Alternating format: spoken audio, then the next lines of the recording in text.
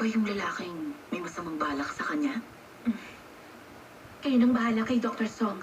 Dahil babantayin ko siya. Lumabas na nga pala mga resulta. Si Dr. Song. Tanungin mo kung ano kailangan. Huwag Kumusta mo muna siya? bubuksan. Bilis.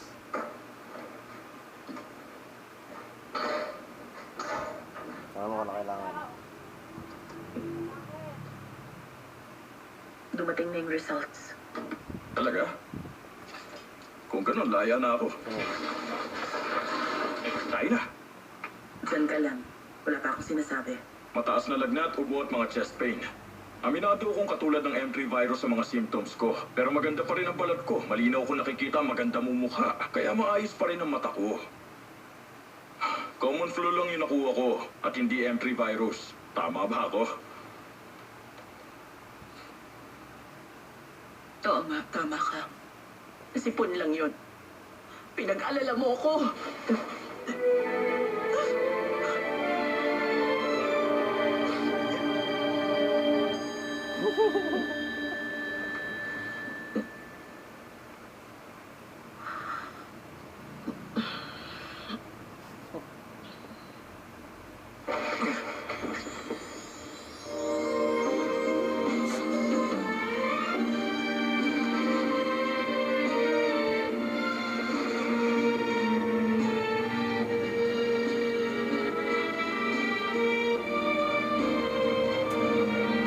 Ano to?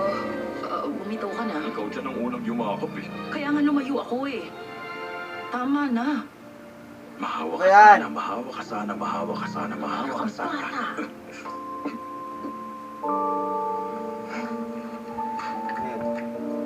Basahin mo muna to. Sa totoo lang, matagal kong pinag-aralan ang bagay na ito. At mukhang may sagot na ako.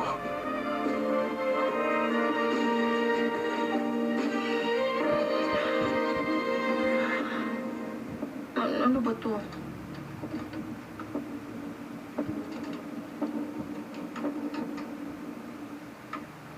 Cefotaxime? Gamot sa Lyme disease. Nasa si Dr. Kang.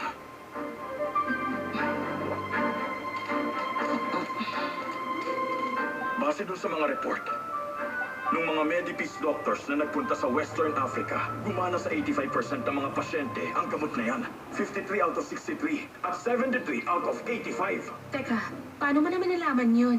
Wala kasing gumagamit ng cefotaxime sa ganong sakit. Ina-analyze ko kasi yung DNA ng M3 virus. Tapos yung mga antibiotics, pinag-aralan ko ang structure nila hanggang sa magkaroon ako ng isang breakthrough. Totoo ba yan? Joke lang yun.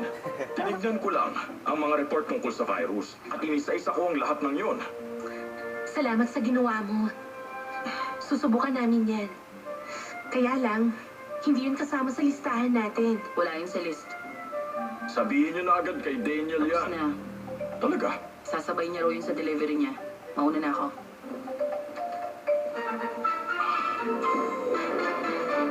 Nag-away ba kayo? Nagpapakipot ako sa kanya ngayon. Ay, ano ka ba, Dr. Song? Nag-aalala kaya siya sa'yo?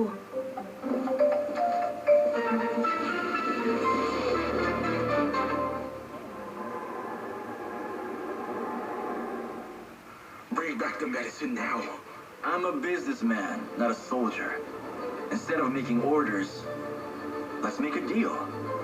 Bring me the diamonds if you want to get your medicines back. Alam ko na kung nasan yung mga gamot.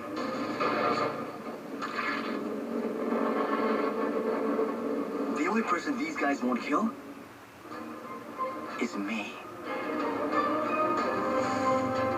What do you want? Oh, finally, you understand. All right, let's talk. You can't be too early, and you can't be too late. I don't want to sell her on a personal grudge. Pagpapayaran mo ito. Tandaan mo itong mabuti. Mamamatay ka sa mga kamay ko.